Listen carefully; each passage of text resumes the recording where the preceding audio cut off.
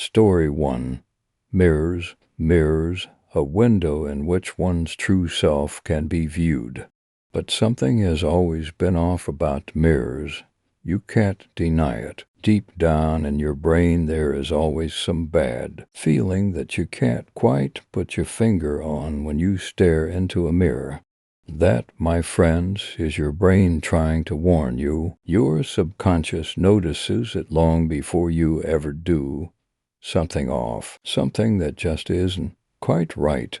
It's never something obvious, though it is never impossible to spot. It's not like the mirrors constantly want to feed, but doesn't everyone and everything get hungry? Let me rephrase. Mirrors aren't alive and they don't want to eat you. In fact, I'm not sure how any of this got started in the first place. All I know is that if you have a poor self-image, then you are in for a really bad time. Anyway, it may start with something as small as a slightly darker shade of paint on the wall, or something just a few centimeters away from where it really is, all the way down to random actions that are barely even visible to the human eye. They almost always go unnoticed. Almost always. I will touch on what happens when you notice them later. But this isn't the time for you being scared. For all I know, you could have noticed it by now. So I'll do you a favor and save the gruesome part for the end.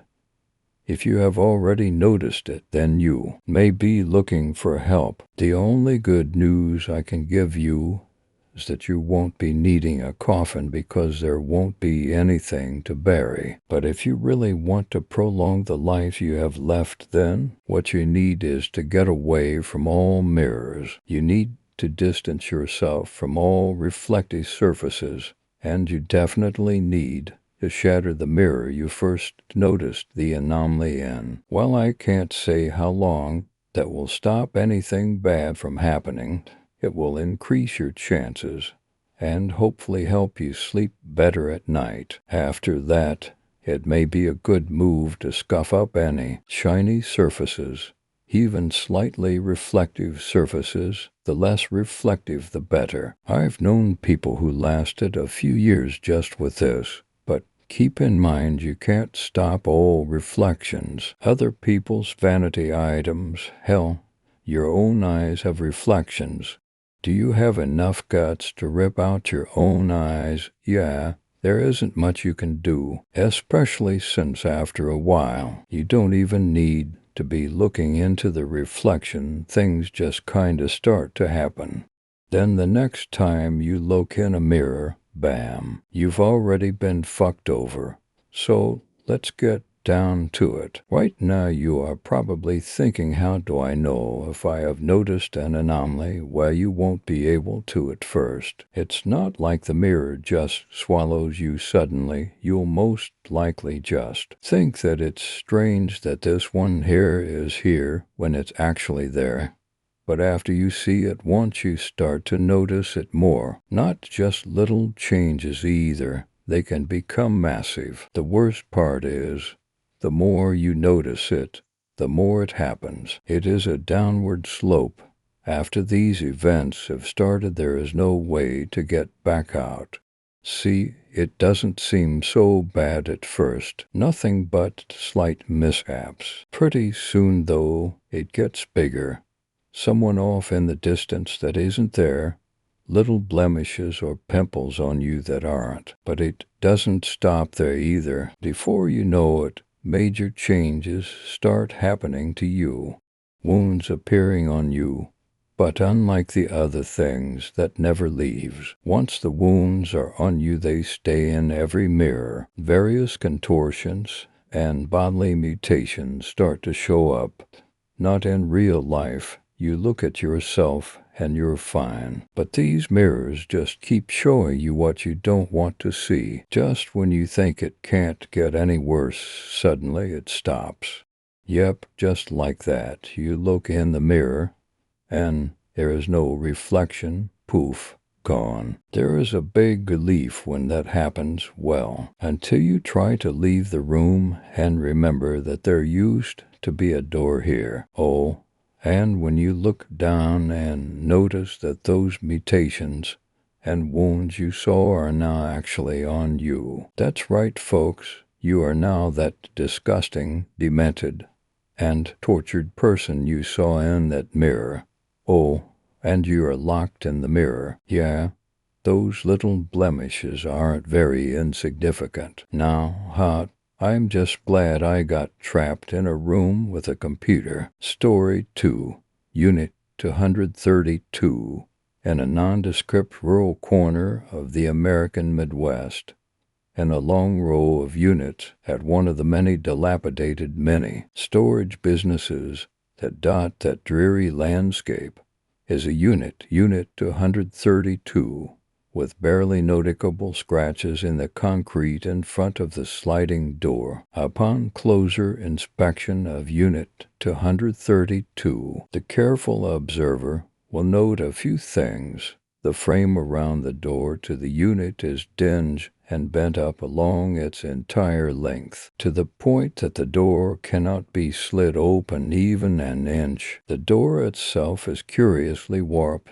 Some describe it as pinched at the center, though not badly enough to see at first glance. The brown-tan paint covers up several much older layers that can be observed where chipping has occurred. An even more careful observer will discover that the entire row of units in which 232 is contained is of an older architectural style than the other rows, indicating that it alone has remained in place possibly since the inception of the storage facility. The owner, of course, has a story about Unit 232, although he doesn't like to tell it. When he was much younger, someone rented the unit, he doesn't recall who, and disappeared after that, never paying the next month's rent. Such things, the owner will say, happen often in his business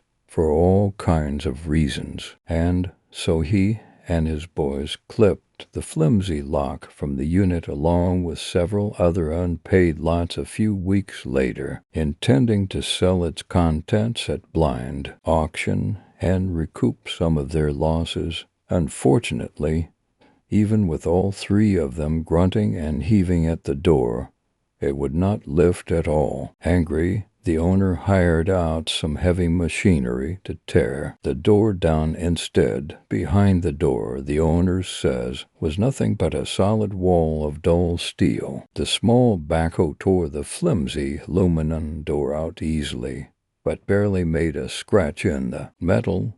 Exploratory cuttings elsewhere around the unit reveal that the same metal pressed against every wall. Whatever it was, it seemed practically bolted into the concrete.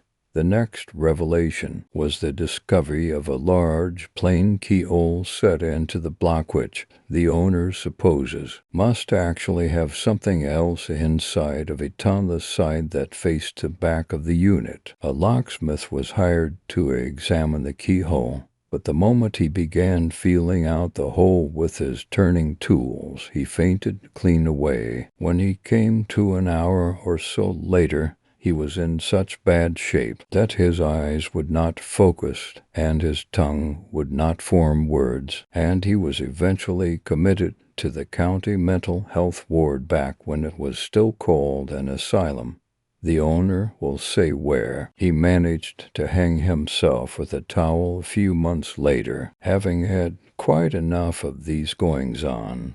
The owner called in a full-scale demolition service to take out the unit with a bulldozer, but when the vehicle arrived, the engine cut out and could not be started again until it had been towed some miles away. Spooked because of the story about the locksmith, which caused a small local media sensation at the time, the driver decided against trying a second time, and when word got round to the other heavy equipment companies in the area, the owner was left with no one to try and finish the job.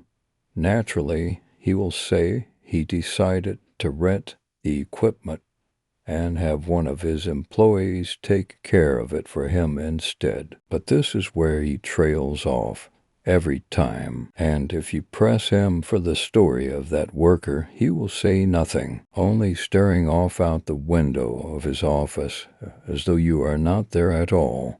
In the end, he will say, clearing his throat, he carefully repaneled the walls, attached a new door, welded it in place, and banged up the frame as an added precaution. The pinching at the center of the door, he will tell you, seems to happen on its own, but he has learned to stop asking questions about whatever is locked up inside that huge steel box. Of course, every lock has a key somewhere in the world that fits it. What is inside the cube in Unit 232? Whoever has the key might know. More likely it has been passed along from attic to attic and rummage sale or antique shop so many times that whoever has it has no idea what it is for. Check your garage, basement, attic, or junk drawers. Almost everyone has a few big, old keys lying in a dark corner somewhere that he or she cannot recall the purpose of. Perhaps one of yours fits the lock hidden inside Unit 232. Story 3. The Intruder. The intruder is a silhouette and similar in shape to a Siamese cat. When sitting, it is about 5 feet tall. It has 2 overly large, slanted eyes which glow a bright fluorescent green and have no pupils. It blinks these eyes occasionally. Other than the eyes, it has no other discernible facial or body features. Whenever you enter your home after dark, the intruder is always watching. It sits about 10 feet away from you in plain view. It remains immobile and does not even try to conceal its presence while outside. It can only be seen by one person at a time. If it were to be within the sight range of 2 people, then the first person who sees the intruder would remain being able to see it, while it would remain completely invisible to others. It emits no noises of its own. The only time it can be heard is when it is stretching its claws on a tree or your house siding. If you approach it, then it will run away very quickly and violently, kicking up dirt and rocks. The sounds of the wind from the intruder's movements and flying debris from under the intruder's feet can be heard. If you were to throw an object toward it or discharge a firearm at it, you would get the same effect. Once you turn back to the door to insert your key, you will find that the intruder has noiselessly returned to its previous position, where it continues to watch you. Some say that the intruder listens to your key hit the lock. They say that the intruder can eventually ascertain the shape of your key simply by hearing the pins of your lock moving. It is unknown how many times the intruder must hear you unlock your door before it can determine the exact shape of your key. You see, the intruder wants to kill you. That is, if this creature is even capable of wanting anything. Perhaps it is better to say that it intends to kill you. However, the intruder can only kill you inside your house and may not force its way in. Furthermore, it cannot enter an empty house. You must already be at home in order for it to enter. If you were to run outside of your house once, the intruder enters. The intruder will pursue you, drag you back inside, and then kill you. If you ever hear a key hitting your door in the dead of night, then it may be the intruder trying out its key that it has made. The intruder only tries to use its keys when it is close to perfecting them. So if you do hear it trying to unlock your door, then you can be certain that it will have a proper working key within a few nights. If you enter your house through another means, for example a garage or screen door, then you may suddenly find them inoperable from the outside through both remote or attempted physical operation of the door. If you attempt to leave your door unlocked in order to prevent the intruder from hearing the shape of your key, then you may be disappointed to find that the door has been locked by the time you arrive at home. If you hear a key hit your lock, it is advised that you turn off all of your lights and attempt to push on the door to try and prevent the intruder from entering, although it likely outweighs you. Once the intruder enters your house, all light sources above that of a candle become blinding to all inhabitants other than the intruder. If you have time to light a candle, then it is suggested, as this will allow you to see the silhouette without becoming blinded. A very small advantage that you may have is that, once inside a home, all inhabitants are able to see the intruder simultaneously. The intruder will kill every human inside of the house. It will only attack pets if the animal chooses to engage the intruder. Most animals choose not to engage. The only time that the intruder will make any noise of its own is during a killing strike. The intruder will make a quick hissing sound during this strike, and will not make this noise again until it claims its next victim. The intruder has never been known to kill anyone without hissing at the killing blow. It will usually try to completely disable its prey to the point where it cannot move before such an action is taken. It is thought that the intruder prefers to disable its prey before a kill strike because the act of hissing may be the only time that it is vulnerable to damage. This is purely speculation, however. Story 4: The Secret of the Wanderer. Deep in the forest, a cloaked figure glided past the ancient oak. It traveled silently through the forest, searching for something. The setting sun cast long shadows over the trees, further throwing his face into darkness. The only distinguishable feature left by the dying sun was the soft orange light emanating from the folds of his cloak. Although no one knew the source of this light, it seemed to give off a sense of pure magic and joy for those who could obtain it. Stopping briefly to observe the crystalline faces in the pond and to hear the pleading voices of the whispering wind, the figure trudged on towards the twilight, trying to reach some end. An owl screeched a warning to the nearby village as the figure swept through the forest. Most of the villagers knew to avoid this wandering spirit of the forest, but some of the younger ones were eager for a glimpse of the cloaked figure.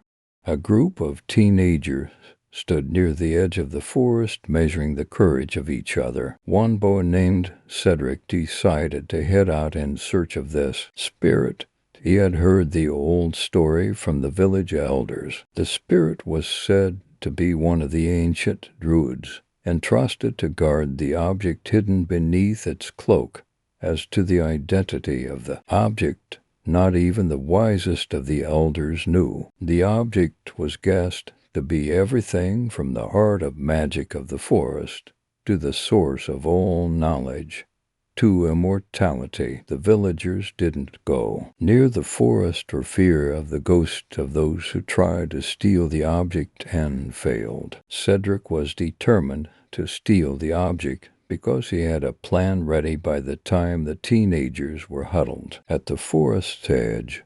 "I am going to steal the wraith's magic, for I have a plan," he boasted to the audience. "Well, does your plan involve becoming a ghost of the forest?" shouted James as his friend Nicholas laughed. As the crowd began to jeer, Cedric shouted over their heads, "I can attack the wraith with a sword my father gave me, though truth be told. Cedric stole it while his father was away. It's powerful enough to control the dead."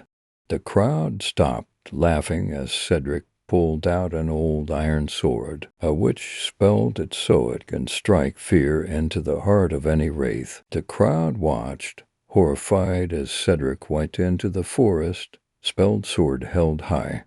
He intended to make a fool of the spirit and claim his prize. Cedric didn't care for knowledge. He hoped the wandering spirit had gold. Cedric marched along, his greed propelling him forward. As he passed beneath the trees, he noticed they seemed to moan and groan like old bones rattling in the wind. The way the trees seemed to sigh made him imagine lost human souls trapped in their branches. Cedric knew he was imagining this as he walked along, ignoring the warning sighs of the wind. He came to a pond and was happy of the chance for a drink. He knelt down to drink when he got a horrible shock. The translucent face of a boy from his village stared back at him. The boy was older than Cedric and had disappeared from the village a year ago. Cedric hopelessly tried to pull him from the water until he realized a ghost was staring back at him. The listless eyes of the ghost seemed to be warning him to turn back. It was too late to go back now. The immortal wanderer crept up behind the boy at the pond and waited. When Cedric realized the ghost was behind him, he stood, brandishing his sword. "I do not fear you, wraith," he shouted. "This sword can harm the dead. Now give me your gold ore. What is it that you want?" Rattled the hollow sound of death. Taken aback, Cedric said, "I want that valuable object you're hiding, or else take it," gasped the tired old druid. Cedric took the object as the withered old man walked off in the direction of the setting sun. The once immortal druid went west until he found an end to his wandering. Cedric, however, now had to guard the object. He started wandering the endless path of the forest, searching for the next greedy fool to come along. Cedric soon learned from the trapped souls of the forest that most who encountered the spirit chose death over the object, knowing they would take the burden of the wanderer if they knew the secret. As far as everyone but the wandering spirit knows, the object is immortality acquired by greed, because Cedric still wanders the forest to this day. Story 5. A dangerous man. He came into town on a cold, dry wind kicking up dust and blowing sand. The sun emmed for a moment.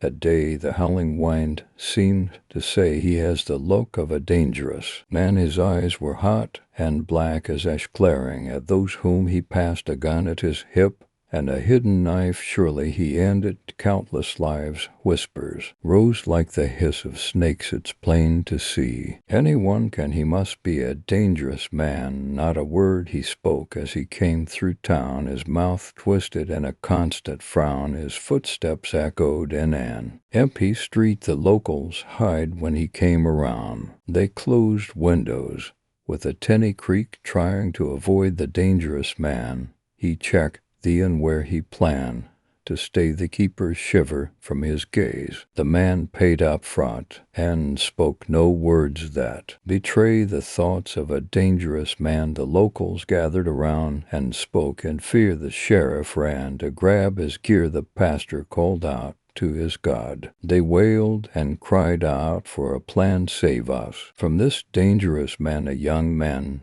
named Johnny held his girl as she trembled and shook with fear. If you are a man, you'll confront him, dear, to save me from the dangerous man. So he grabbed his knife and found the inn. He snuck into a darkened room and creeped to prepare his mortal sin. When the bed he had in sight, he stabbed the body 20 times. But when he turned on the light, it was not the dangerous man. He shook and screamed in his fright. He had killed a man. Without a fight, a crowd was coming. No room for flight, fearing the law and the people's might. He leapt from a dangerous height. His bones cracked. His blood ran out and he died damning a dangerous man. The sheriff stood by the dead and removed the hat from his head to lives he has claimed today. How many more will he slay? We must stand up before we lay at the feet of a dangerous man. A crowd gathered round to chant and cheer with torches and knives. They came right near the old inn, where it seemed to clear that inside slept a dangerous man. The keeper cried as they threw the torch. He choked back a sob and tears, and watched it burn his life. And home you must be wrong. I was alone, I couldn't let him stay. Inside, though it may hurt my pride, I simply fear a dangerous man. A scream was heard from the inn. The keeper shouted, "It's my wife. I thought she left, but she's trapped inside. If you don't help her, I'll end my life, a victim of the dangerous man." Liar. The people shouted, "You work for him, and let him go now. You want us to burn and die. We will punish you for your lie." They tied him up with ropes and chains and threw him into the flames. He screamed out loud and long as his flesh melted and turned black chalking. He let out his final words, "I am not a dangerous man." Confusion grew. In the street they had burned the inn to dust, but nothing was gained from the bust. Someone must face the wrath of a people ready to fight. A man was ticked.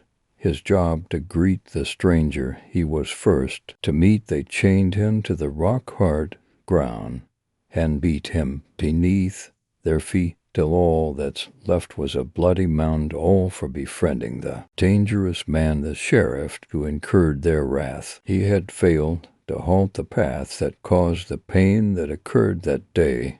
"You did it too. I'm not to blame," he shouted out, but was ignored. Some stood by and fought to death, cursing former friends with last breaths. The sheriff was cut up in bits. An hour he suffered beneath their knives as he screamed and tried to fight. His head was posted on a spike, a warning to the dangerous man, but in their haste to fix the wrong, the people missed a problem that grew. The flame spread on a wine that blew. The smoke rose and blocked the sun. All the people tried to run, but they burned and chalked on smoke till they were dead, every one without the help of the dangerous man.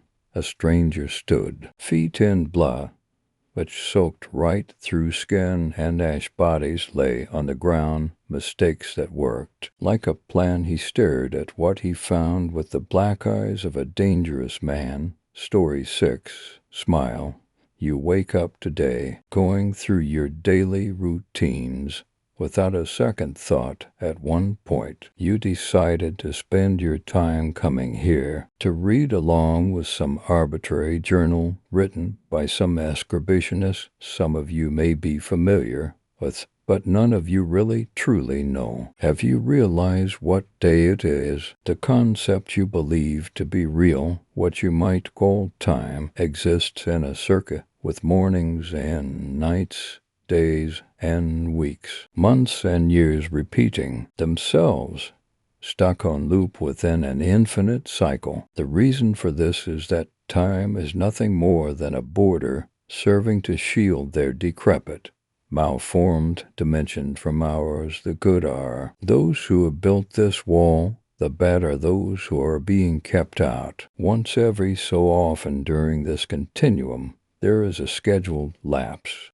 a small space existent within this ring of time, an anomaly which would not exist if time were, in fact, a straight line. Those who idle upon the other side are your doppelgangers, your alternate selves, wearing your clothes, working your jobs, speaking your words, yet they suffer more than you do. They are the epitome of the wrongs you have committed, the proof of your corruption, the spiritual manifestation of your immorality. Lest you turn into demons yourselves, time itself allows your karmic state to affect their spirits instead of your own, forcing them to watch you from behind a one-way mirror to assume the blame for. All you as humans have done wrong. The 11th day of the 11th month is when this mirror becomes a window, and they are given a chance to trade places. There are various recorded accounts on what encountering a demon is like. Some say a demon's skin is stretched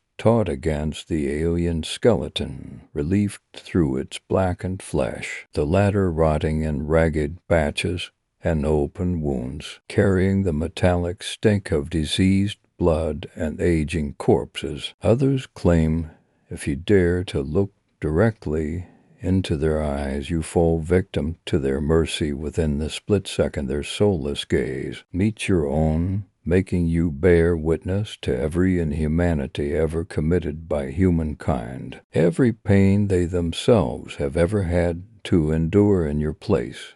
For most demons, this retribution is enough. Your screams are its blatant satisfaction. Your terror is its ultimate joy. It is a sport for them. You see, they erase your memory of the encounter and anticipate repeating the experience next time around, wishing for you to perform evil, waiting for you to sin, corrupting them further and making their next retaliation that much more sweeter.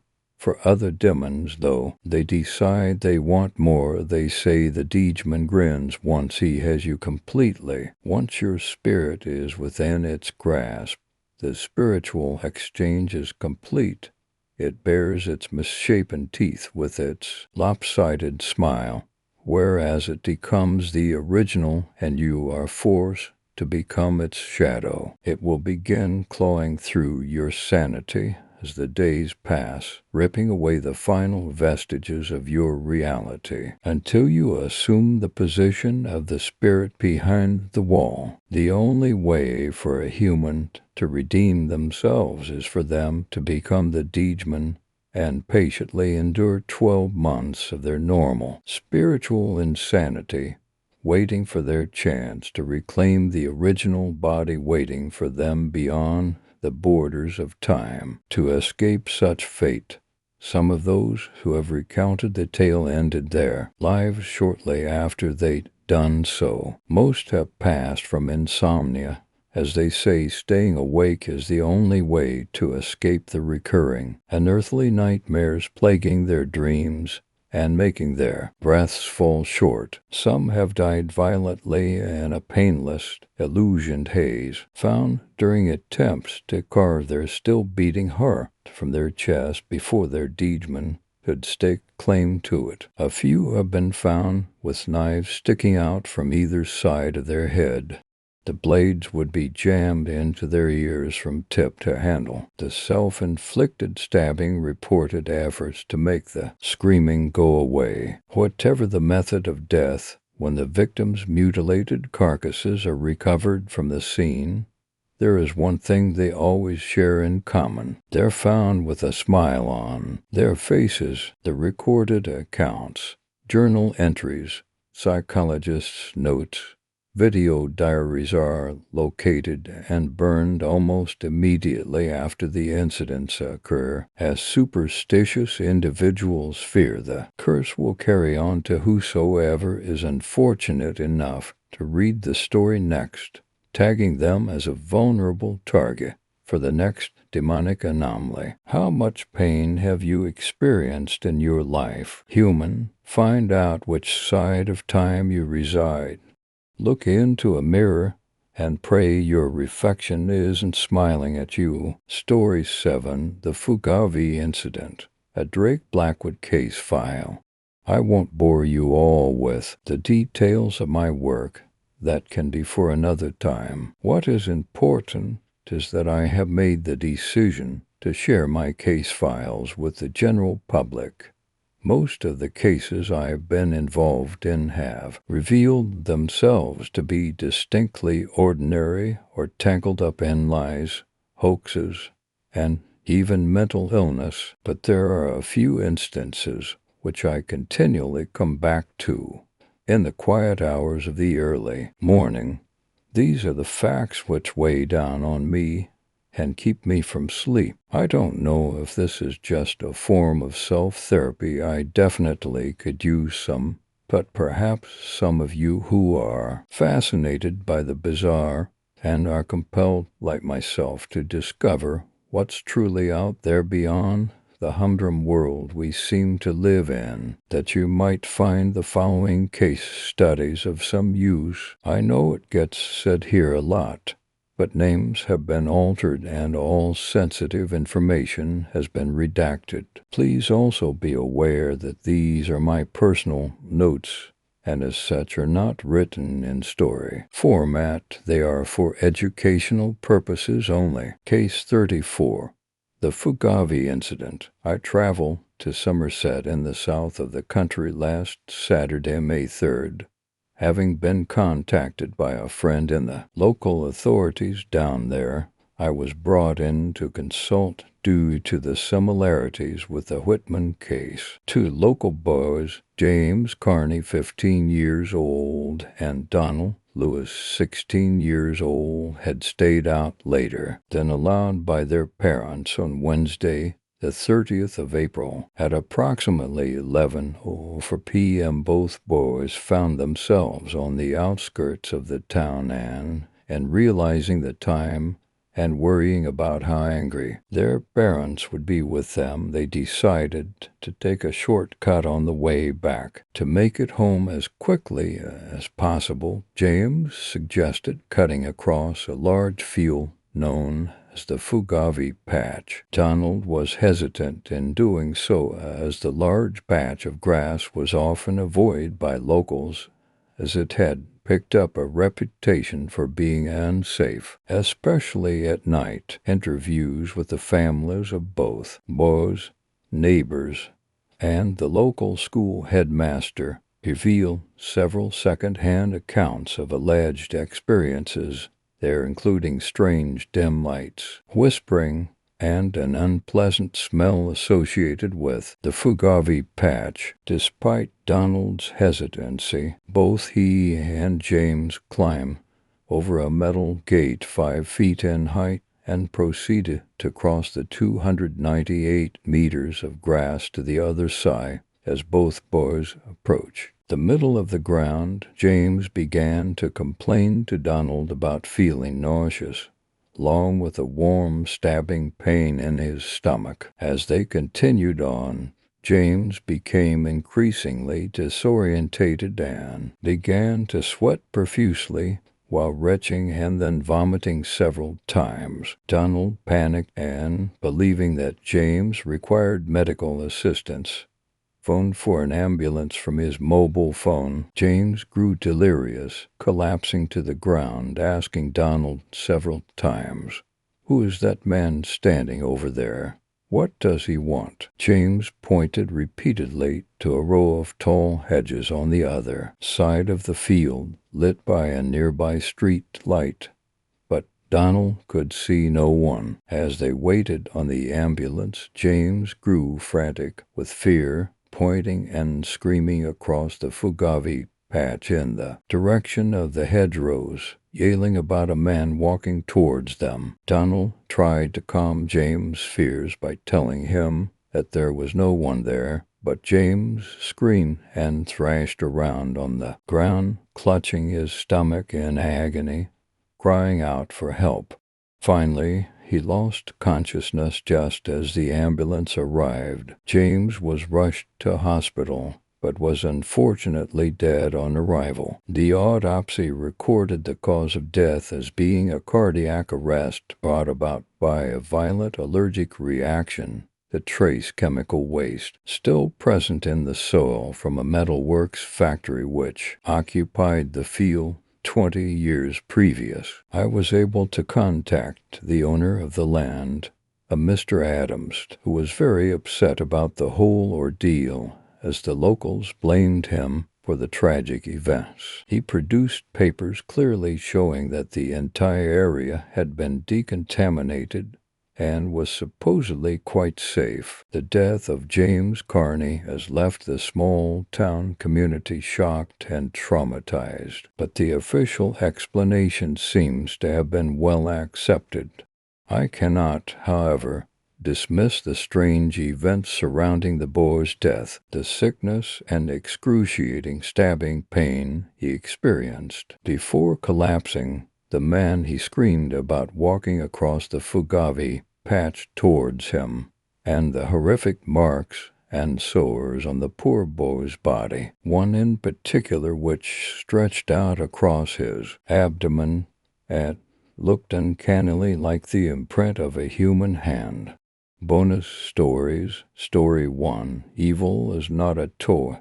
It was not a dark and stormy night. In fact, it was the opposite. It was clear, calm, and unseasonably warm for late October. The sky was full of cheerily twinkling stars and well lighted by an almost full moon. The night had an air of wholesomeness, as if nothing could go wrong in the world. Then the calm was shattered by a scream. Stephanie's head was filled with a blind, all-consuming panic that drowned out all human reason and turned her into a hunted animal running for its life. If she had been in any state to form a coherent thought, she would probably have been regretting listening to her friends. They were the ones who had convinced her to join them at the old barn and try to conduct a séance. It would be fun, they had insisted. It had all gone so horribly wrong. Stephanie ran as she had never run before, not daring to look back in case the whatever it was had followed her. Slowly the adrenaline rush wore off, and her panic turned into nauseated horror as images of what had happened earlier at night filled her mind. Exhausted, terrified, and sick to her heart, she doubled over, retching.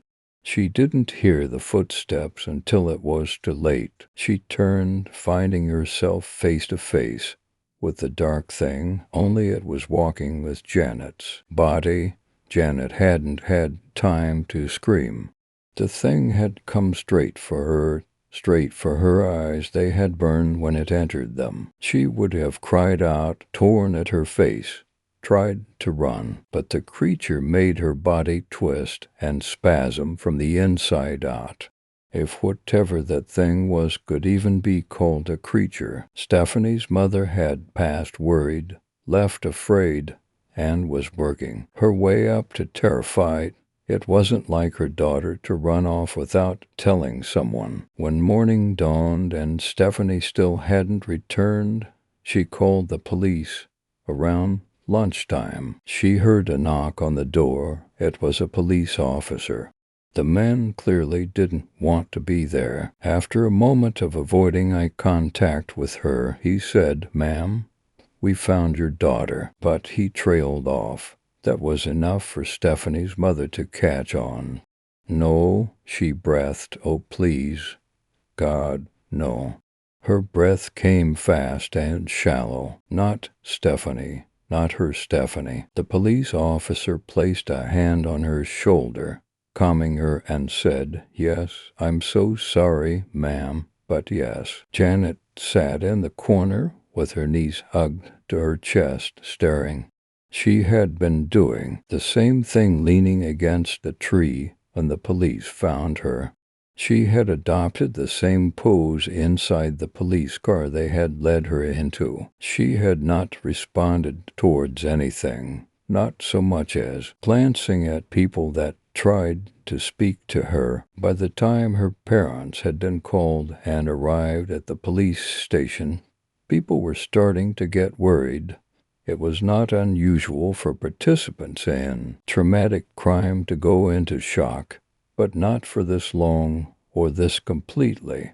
That was what the doctor had told her parents. The psychiatrist had said the same thing, but when asked by the girls' desperate parents what to do about it, they remained silent. The psychiatrist, sensing how close the girls' parents were to hysteria, tentatively suggested giving her some time to come to terms with whatever had happened. So Janet sat in the same position on her bed, staring at the wall with hollow eyes. Nothing anyone had done had gotten a flicker of recognition from her. Finally, at midnight, some life, some depth seemed to come back into her eyes. She moved her arms and stretched out her legs, slowly standing. Her parents rushed to her, calling her name, begging her to come back to them, but her eyes seemed to be focused on something behind them. Suddenly they widened, and a look of pure terror crossed her face.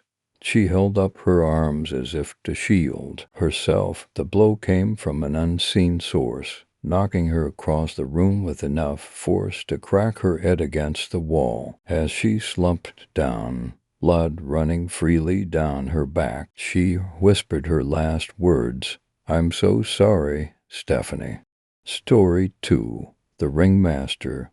The ringmaster enjoys the cries and pleas of his axe. He enjoys the thrill of seeing pure, innocent fear in the eyes of whom he chases. He has no face, just a complete black mask with a single horizontal red line marking his lips. His penguin vest and red, decaying carnation neatly in place, brass pants and shiny shoes to complete his spiffy outfit. A top hat decorates his head just to add a bit of class. What really strikes fear in a soul's eyes is the crack of his whip, a leather whip with an extraordinary silver handle, the whip itself made of dried human skin. Each time the ringmaster cracks his whip, agonizing human screams fills the room. Such painful and sorrow sounds, souls trapped for all eternity. The handle is where the ringmaster keeps those unfortunate souls, those unlucky to wake up before he traps their soul into his decorative silver handle. The ringmaster has such a torturous way of catching his potential axe for the night. It starts as a simple, disturbing dream, one that you can shrug off in the morning. You'll be in the audience of a circus, just you. The ringmaster will introduce himself in a silky yet pompous voice that thunders throughout the tent. He'll crack his sinister whip, and you will hear the painful, agonizing screams of the trapped. It seems like it goes on forever. Even though it was only a couple of seconds, you'll startle awake and find you still have plenty of time to sleep left. It goes on like this for a couple of nights. Each night the ringmaster will crack the whip multiple times until you yourself start screaming at the top of your lungs. You'll be afraid to sleep, afraid to hear those screams that seem to entrap your own soul. Soon the ringmaster will come for you. He is training you. Just as you think the screams stop, it gets worse. You'll start waking up in the middle of the ring itself, facing a decaying lion roaring its steak breath right into your nose. You'll look around in terror and spot the ringmaster. Whip in hand, you hear the screams, and as if you were being controlled, you put your hand inside the lion's dead mouth. Just as his mouth is about to snap shut, you hear those horrible screams, and you jolt awake, realizing it was only a dream.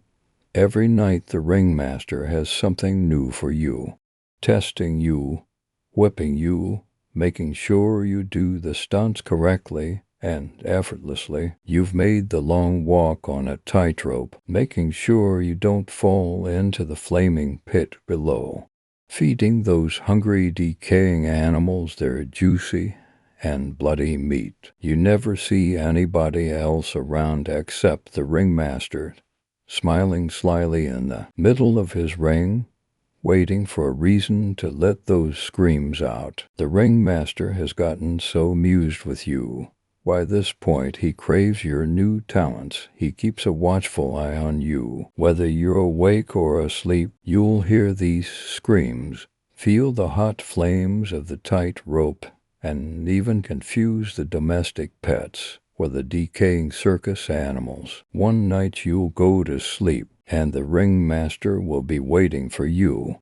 In the middle of his ring, with all those wonderful decaying animals. Those hungry decaying animals stare at you as the belle of the ball. The ringmaster cracks his whip harder than before, the screams almost breaking through your eardrums. Again, he lashes the air with his whip. The screams grow louder, and you drop to your knees. He circles around you as a thin smile forms on his blank face. Again these captured screams fill the air, the decaying animals just staring at your pain, waiting. The ringmaster strides closer to you, looking down at your pain, and with a swift move whips you right on your back. You can't move, you can't scream. You feel your very soul leaving your body, making it impossible for you to even kneel.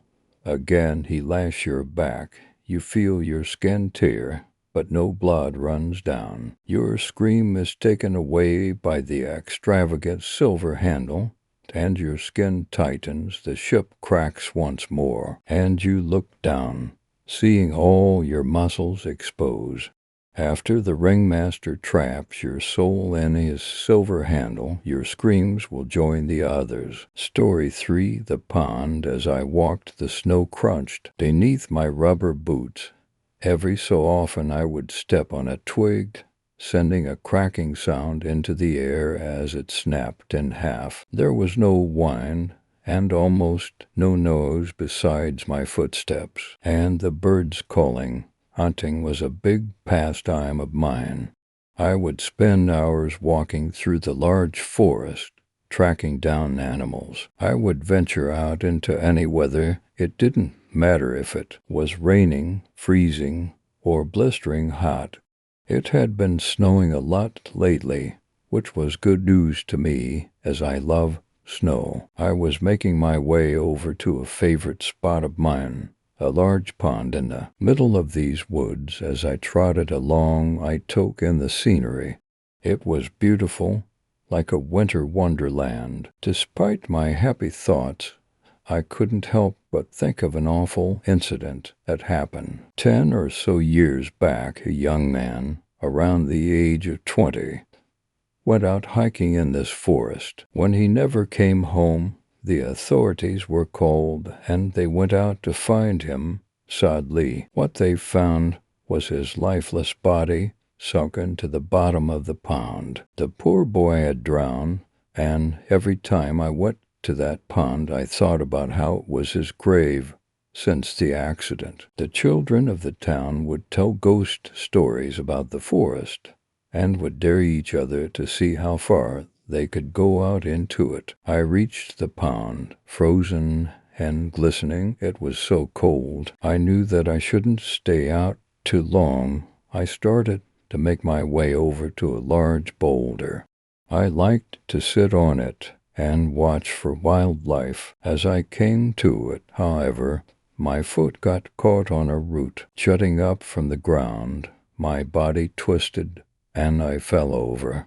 I fell flat on my stomach, and my rifle flew from my grasp. It landed on the ice of the frozen pond and slid a little ways out. I cursed to myself quietly and stood up. I had to get it back, but I had to be careful not to slip and fall again. I carefully placed my foot on the ice, then the other one.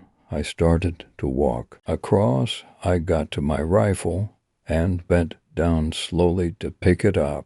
At that moment, I heard a loud crack. Suddenly, the ice beneath me fell into the frigid water, and I fell along with it. The water felt like fangs biting into my skin, and my muscles tensed up and became stiff. I thrashed and gasped for air, trying to pull myself out of the hole in the ice, but it was so cold, and it hurt. Water began to fill my boots, making them like heavy weights. I started to sink downwards. I continued to thrash, only wearing myself out. I couldn't see in the dark, murky water, and I feared trying to open my eyes as the water was so cold. I couldn't let myself hit the pond's bottom. I knew I wouldn't be able to find the hole I fell through, and I would be trapped. I fought for my life. I didn't want to die. I didn't want to end up like the poor boy from years ago. I became lightheaded and knew that it was over. However, just when I thought I was a dead man, I could make out something reaching into the water. It was a hand. I saw it moving and reaching down within arm's reach of me. I shot my own hands out and grabbed onto it. It pulled me up, and my head emerged from the water. I kept my eyes closed and my head down, and with the person's help I was pulled completely out of the pond. Oh, God, thank you. Thank God you were here, I said in a quiet, raspy voice. I opened my eyes to see my Savior, but to my great surprise, there was no one there. I looked around, glancing everywhere, but there was no one anywhere.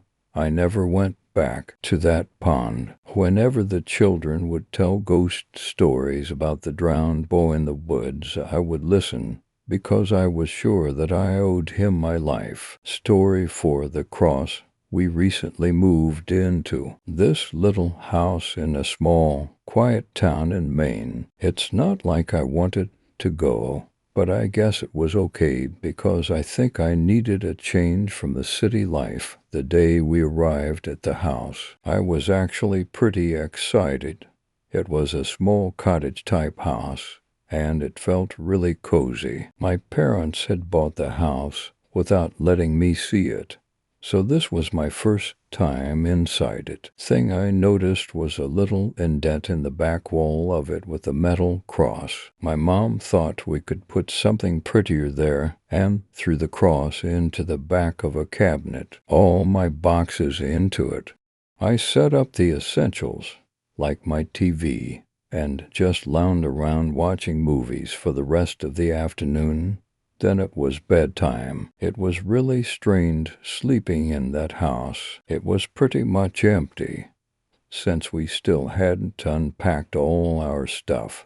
But after a while, I eventually drifted off to sleep. Around midnight, I awoke to the sound of soft crying. It sounded like a little girl, probably no older than 6. I had no sisters, so I dismissed it as the neighbors and put myself back to sleep. The next morning, I asked my dad if he had heard anything last night. Considering he is a light sleeper, he told me no, and so I told him what happened.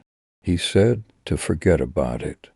It was probably just me hearing things. As day turned into night, I grew tired. It was bedtime, but yet again I woke to crying at midnight.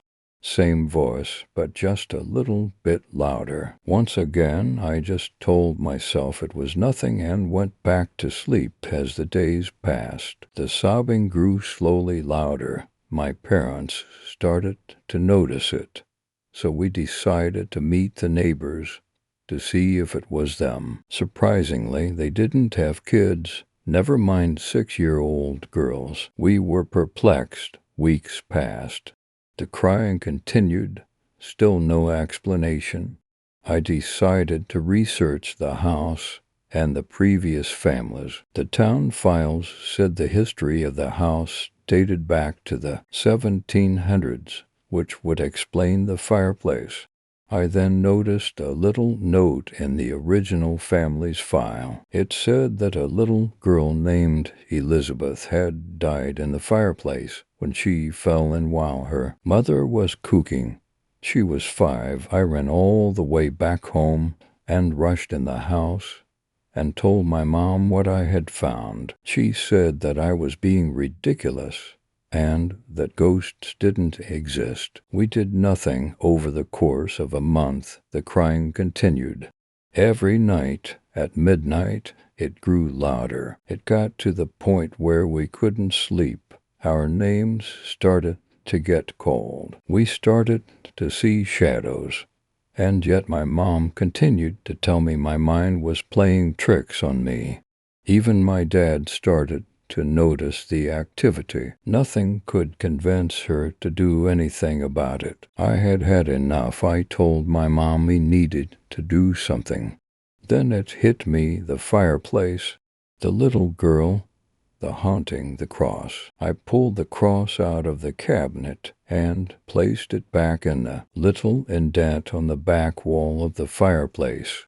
I told my mom the connection I made, and she responded by telling me I was going crazy. The cross was just trash left by the other family. I refused to believe her. That night, nothing happened. Nothing. The house stayed quiet. The calmness continued. I had solved the problem. The cross was what the spirit needed. It was her memorial. But every now and then I see shadows and hear noises, even with the cross in place. Sometimes I think it might be something more. Story 5. How do you kill a monster? Ben, what are you doing in there? I glanced up at the door briefly where my wife stood on the other side. I'll just be another minute. There was no point in answering her question. She knew what I was doing, I'm sure, and she didn't like it, and she didn't understand.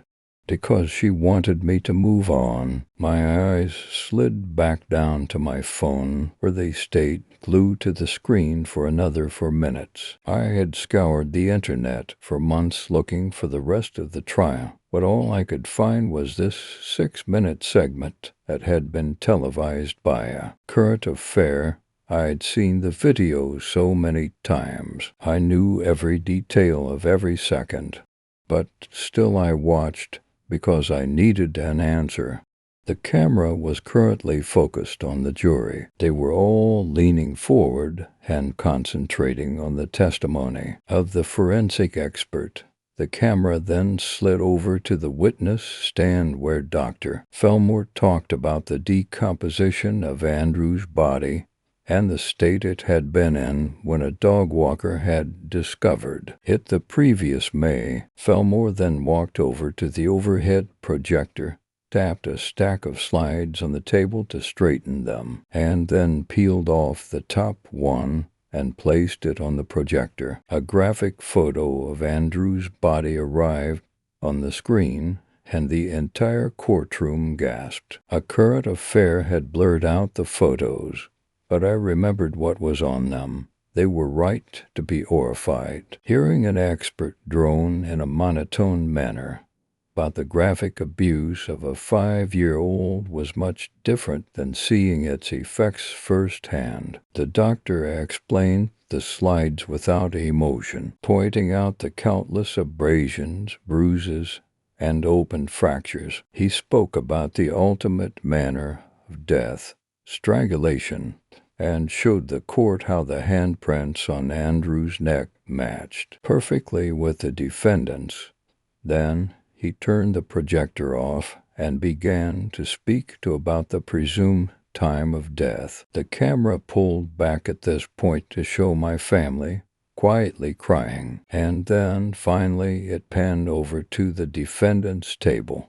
The boy sitting beside his lawyer looked downright bored. He flipped a pencil back and forth between his fingers and sighed loudly. Every few seconds, this was the monster I wanted to kill. He seemed to feel the camera was on him now because he suddenly turned, looked straight at the camera, and smiled. It was smug, intelligent smile, as if he wasn't afraid of the consequences, as if he believed it had all been worth it, and in the end he was right. He had been sentenced to be incarcerated until his majority, and then another 7 years after that.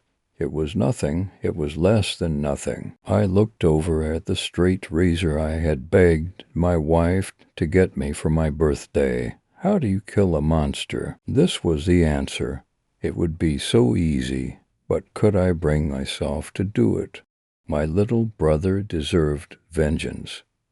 even if it came 16 years later. Andrew had suffered horrors no human should endure. Days of it, I looked back down at the tiny screen and watched the last few seconds of the video. The boy had suddenly sat up at rapt attention as some of the makeshift torture devices he'd created were brought out and placed upon a table near the jury.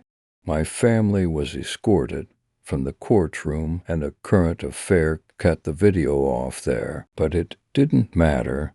I remembered what happened next. The detective had held up each one of the devices for the jury to examine, and I'd rocked back and forth in my seat, giddy with pride at my creations. Valerie knocked again. "Ben, are you coming to bed?" But I was contemplating a much more important question, the only one that mattered. In truth, I knew how to kill a monster. I glanced over at the sharp blade on the counter. That part was easy, but the problem was more complex than that. Because how do you kill a monster and it's inside of you? Story 6, La Muerte Blanca. I am currently sitting in front of my computer, scared witless. Any moment now I am going to be killed.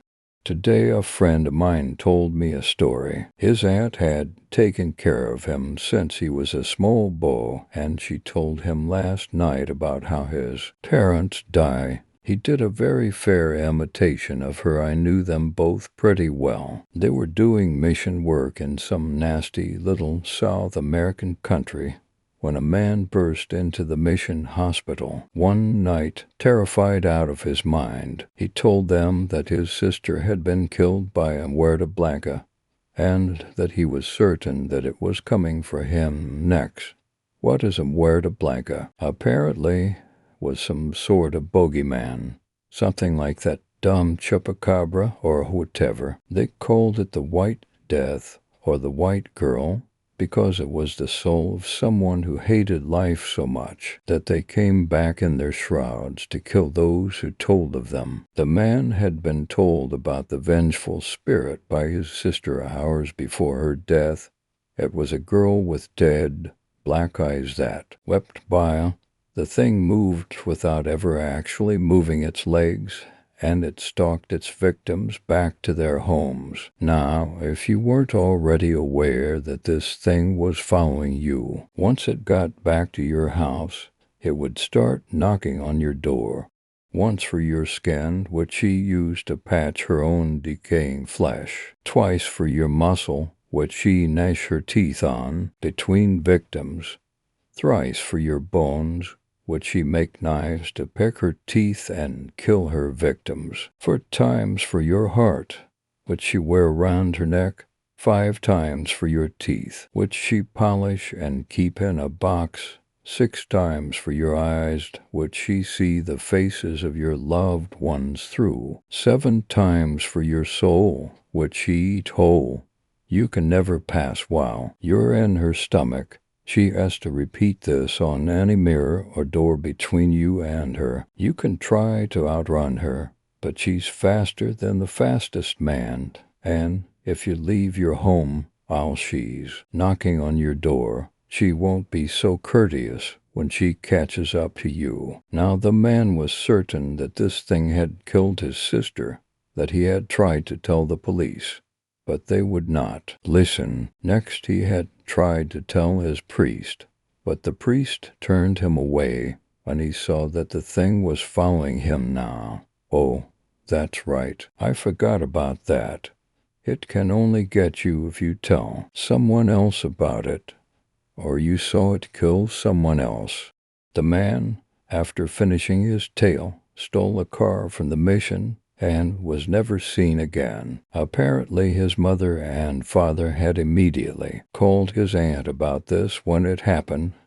They were found in the morning, skinned and dismembered. Their bodies were covered in tiny, childlike handprints. His aunt was really drunk the night before and had told him about that. He told me this story early in the morning today at school, before the cops arrived. His aunt had been murdered that night. I called him later that night, and he told me that he was being chased by someone, and now they were knocking on his door.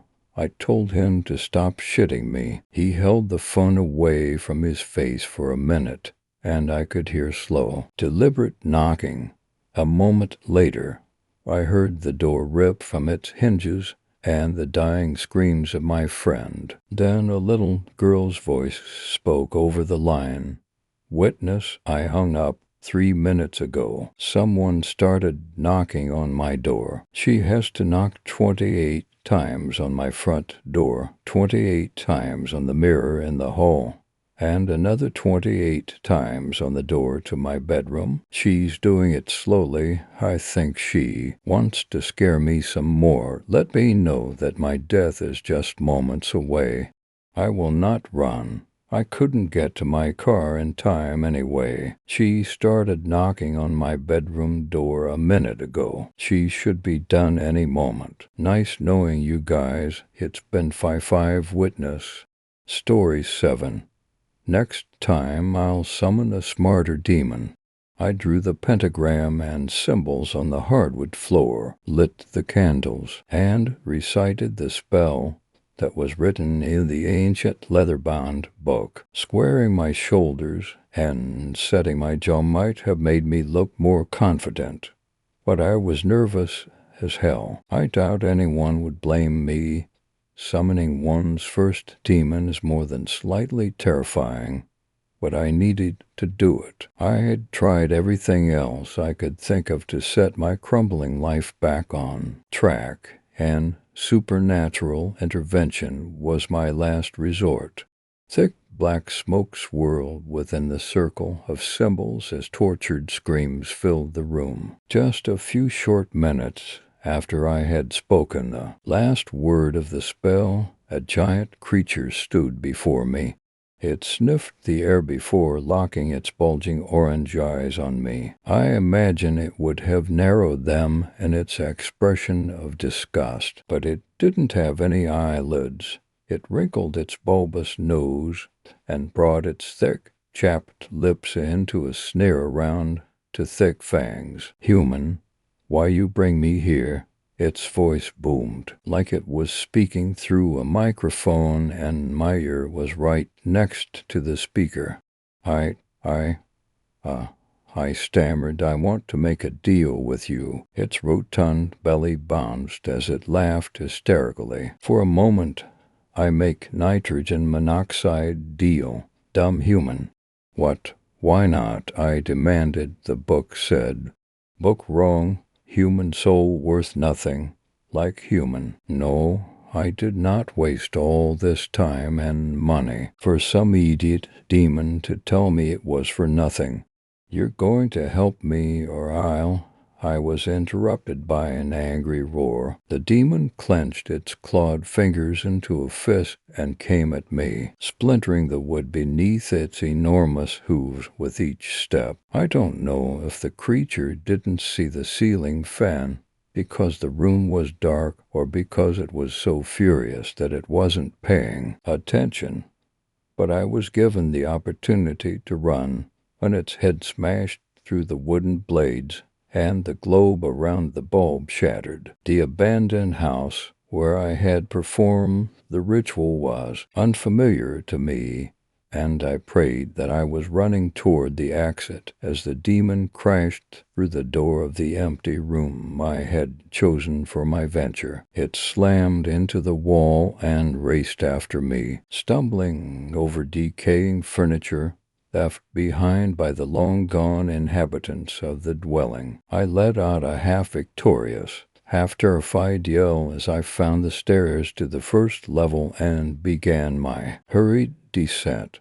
Just as I reached the front door near the base of the steps, I heard a deafening yell, followed by a loud crash. The demon had tripped at the top of the stairs and tumbled down them. Once its massive body hit the landing at the bottom, the floor collapsed, and the monster fell to the basement below. The sudden silence intrigued me. So I cautiously walked to the giant hole in the floor and peered through it. The creature let out a groan and gingerly sat up while rubbing its head. It looked around the rotting basement before shifting its gaze up at me. The dazed look on it. You would think that such a powerful creature would have no problem leaping the 2 feet it needed. But it wasn't even close. When it landed, one of its hooves awkwardly hit some rubble, and the beast fell on its back. It growled in frustration, sat up, and glared at me intensely. I suddenly felt freezing cold and blazing hot at the same time, and decided that was the time to get out of Dodge. I ran to my car and thanked God that I picked a place in the middle of nowhere. At least no one was in imminent danger. If that thing ever escapes, at least if it decides to attack you, you'll hear it coming from a mile away